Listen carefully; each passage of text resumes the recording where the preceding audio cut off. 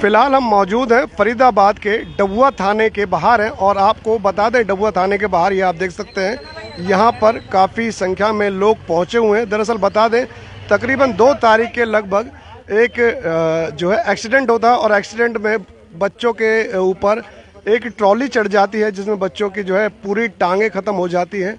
और यहाँ पर कुछ लोग आए हुए हैं, उस बात को लेकर क्या कुछ शिकायत है एक बार जानने की कोशिश करते हैं जो यहाँ पर लोग पहुँचे हुए हैं। इधर से ट्रैक्टर जा रहा था, उस ट्रैक्टर में काफी टन 8 से 10 टन के करीब लोहा भरा हुआ था। जैसे ही ट्रैक्टर वाले ने वहाँ पे एक सीवर का ढक्कन टूटा हुआ था। ये बच्चे अपने नॉर्मल आ रहे थे, कोई हाई स्पीड में नहीं थे, 30 से 40 की स्पीड में ट्रैक्टर था, ठीक है जी। और उसने ट्रैक्टर वाले का अगला टायर लगा, बच्चे ग्रिल में फंसे, उनकी कमीज वगैरह जो भी फंसी, फिर अगला टायर ट्रॉली का लगा और पीछे जाके वो फंस गए बच्चे।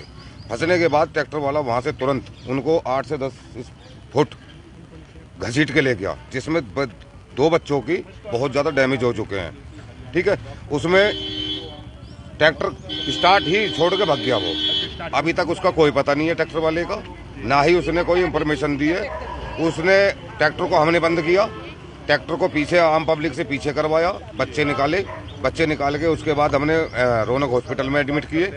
रौनक हॉस्पिटल में एडमिट करने के बाद फिर हमने उसे एस्कॉर्ट भेजा। एस्कॉर्ट भेजने के बाद उनको फिर वहाँ से रेफर किया गया, क्योंकि उनका ये परिवार है, ये इस लायक नहीं है। देखो जरा, ये उनके फादर हैं, ये इस लायक नहीं है। कुछ नहीं कर रहा है, प्रशासन कुछ नहीं कर रहा है, ये नारेबाजी बस कुछ नहीं है। इनके फादर हैं, प्रशासन कुछ नहीं कर रहा है, उनकी लिख रहा है ये तो अभी बोल रहे हैं। दूसरी बात ये है कि हमें एक ऐसा ऑप्शन मिले प्रशासन से कि इनके बच्चों का जो भी ट्रीटमेंट है, हम किसी को ना तो ये कह रहे हैं अगर भाई तू जेल जा, ना हम किसी को बंद करवा रहे। FIR ऑलरेडी पुलिस ने कर चुकी है, ठीक है।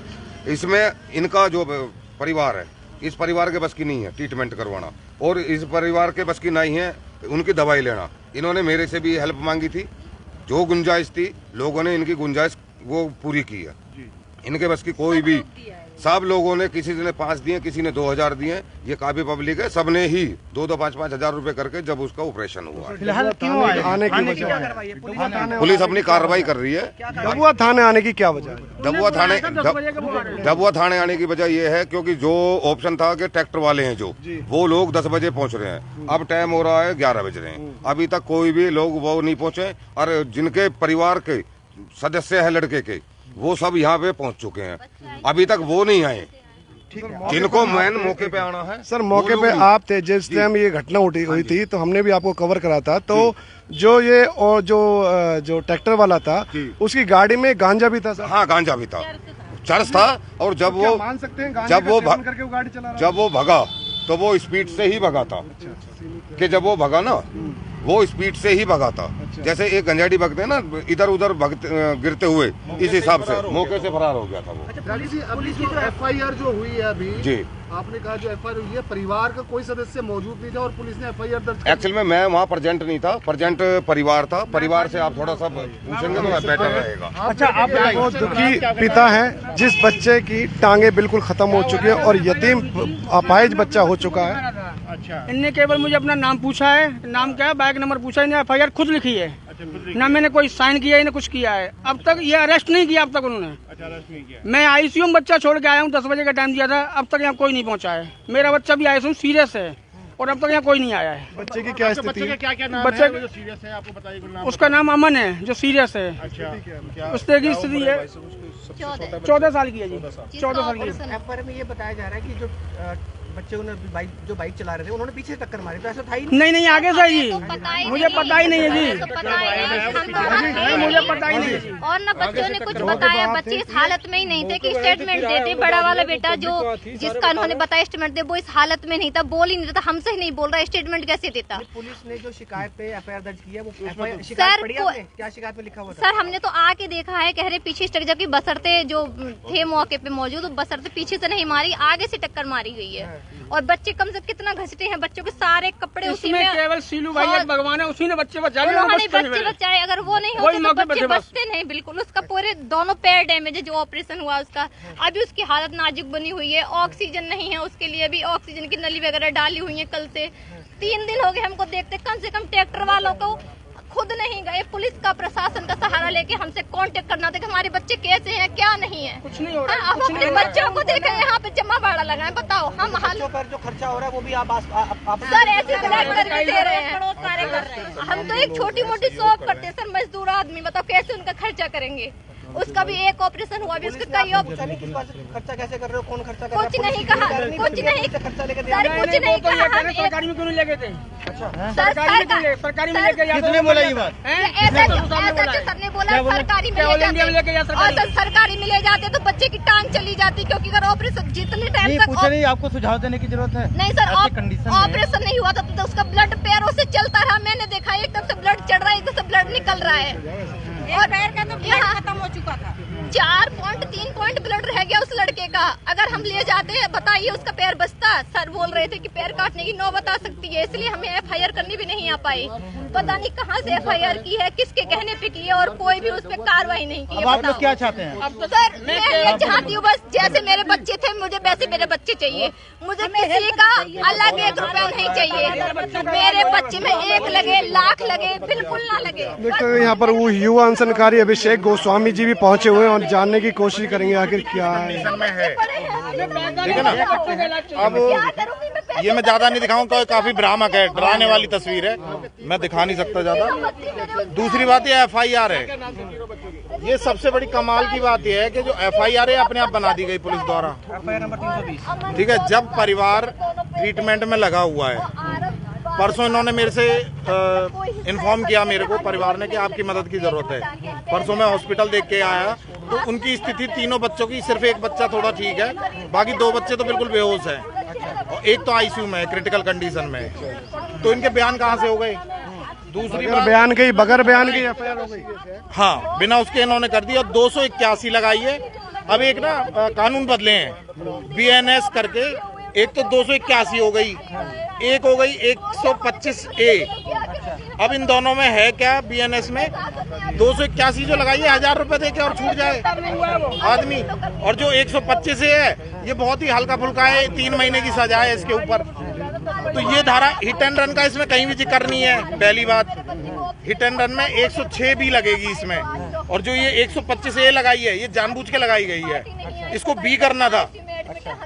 भाई वो भगा है वहां से वारदात करने के बाद, उसने पुलिस को इन्फॉर्म नहीं किया कि मेरे से घटना घट चुकी है, उसने ये चीज नहीं बोली, वो वहां से फरार हो गया। और मुझे पता चला गांव के लोगों ने, भाई सीनू ने भी बताया, जो प्रत्यक्षदर्शी है उसका, उसने बताया कि वो नशे की हालत में था, गंजे की हालत में, गांजा जो नशा होता है, हाँ जो था वो उसको लेकर चला रहा था और आमने सामने की टक्कर हुई है। अब इसमें जो लिखा हुआ है ये देखिए आप, इसमें मैं आपको दिखा देता हूँ। ट्रैक्टर चालक ये देखिए लाया हुआ है, मोटरसाइकिल से सीधी टक्कर मारी, सामने की टक्कर है, जबकि इसमें जो दिखाई गई है सामने की टक्कर है और ये पीछे से दिखाई कि पीछे से मारा है। तो ये भी गलत है ना। आपने ये दिखाया कि वो उस बंदे का मेडिकल, इनका मेडिकल हुआ, किसी का भी बच्चों का नहीं हुआ ना, तो मेडिकल रिपोर्ट कहाँ है इस बच्चों की? ना मेडिकल है, ना वो गांजे वाली चीज का जिक्र है इसके अंदर। ठीक है, साफ पता चल रहा है कि कहीं ना कहीं जो दूसरा पक्ष है उसे बचाया जा रहा है। अपनी तरफ से एफआईआर लिख दी गई है, नाम भी बच्चे का लिख दिया गया है, परिवार वालों को शिकायत तक दिखाई नहीं गई कि क्या लिखा गया है। परिवार को पता ही नहीं है, सबसे बड़ी बात यह है। परसों इन्होंने इन्फॉर्म किया है, मैंने एसएचओ साहब को फोन किया, तभी उन्होंने कहा कल इन्होंने एफआईआर ली है।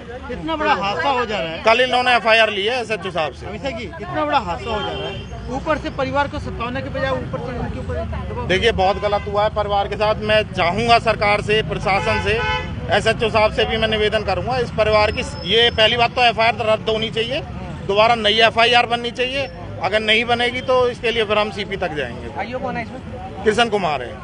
हाँ बिल्कुल गलत है ये चीज जो इन्होंने दिया है, बहुत भ्रामक है इसकी रिपोर्ट। तो पहली बात, ना तो गिरफ्तारी है ना कुछ है, मतलब अपनी मर्जी से पुलिस कुछ भी बना देगी, कुछ भी कर देगी। रोज ही एफआईआर करनी थी, एक दो दिन एफआईआर लेट भी हो सकती थी, उसमें क्या फर्क पड़ रहा है? बच्चे ठीक हो जाते फिर एफआईआर हो जाती। होता यही है कि पहले ट्रीटमेंट होता है, उसके लिए समय मांगा जाता है। इन्होंने जब बोल दिया कि हम अपने परिवार को पहले सेव कर लें उसके बाद हम देंगे, तो पुलिस को इतनी जल्दी क्यों हो जाती है? ये खाली इस केस की बात नहीं कर रहा, मैं कई केस ऐसे आ रखे हैं हिट एंड रन। गुड़गांव का भी मेरे पास हिट एंड रन केस है, उसमें भी सेम यही प्रोसेस है। पुलिस आजकल जनता के लिए काम करने के बजाय रसूखदारों के लिए काम करने लगी है। सबसे बड़ी दिक्कत ये हो गई है। एफआईआर के अंदर ट्रैक्टर का नंबर लिखा हुआ है। एफआईआर के अंदर ट्रैक्टर का नंबर लिखा हुआ है। एफआईआर के अंदर ट्रैक्टर का नंबर इसमें लिखा हुआ, हाँ लिखा हुआ है ट्रैक्टर का नंबर HR 87 के 4709। एक चीज और मैं बताऊंगा, अभी हम समाज सेवी सारे ना डिस्कस कर रहे थे इस चीज को। पूरे फरीदाबाद में ट्रैक्टर चल रहे हैं, बिल्डिंग मैटेरियल सप्लायर ये चला रहे हैं, ठीक है ना। सबसे बड़ी पॉइंट की बात यह है कि ये एग्रीकल्चर फील्ड में काम किया जाता है, रोड पे चलने नहीं चाहिए। ये सिविल में कैसे काम कर रहा है? पुलिस क्या कार्रवाई करती है इसको लेके? तो बहुत जल्दी जितने भी समाज सेवी हैं इसको लेके एक नोटिस बनाएंगे बकायदा, CP साहब को भी देंगे कि जितने भी इस तरीके के ट्रैक्टर हैं जो ये सिविल में चलते हैं, ये इस चीज के लिए है ही नहीं, कॉमर्शियल यूज के लिए, ये तो कृषि के लिए है ना। तो कृषि में काम करना चाहिए, इसके लिए क्यों करते हैं? और जो भी इनको लेके जो मकान मालिक ऐसे काम करते हैं, जो इनके मालिक होते हैं गाड़ियों के या इनके नौकर होते हैं, इनके खिलाफ कार्रवाई होनी चाहिए कानूनी। तो सीधे तौर पर देख सकते हैं नाराज लोग पहुंचे हैं। दरअसल आपको मामला एक बार दोबारा बता दूं मैं, फरीदाबाद डबुआपाली गांव के रोड पर ये एक एक्सीडेंट होता है जिसमें 3 बच्चों की जो सुनने में आ रही है, 3 बच्चों के ऊपर ट्रैक्टर चढ़ जाता है और उन बच्चों की जो स्थिति इस वक्त काफ़ी क्रिटिकल है। और परिवारजन डबुआ थाने की जो पुलिस की जो शिकायत है उससे संतोष नहीं है और जिस मामले को लेकर यहाँ पर तमाम समाज सेवी पहुँचे हुए हैं।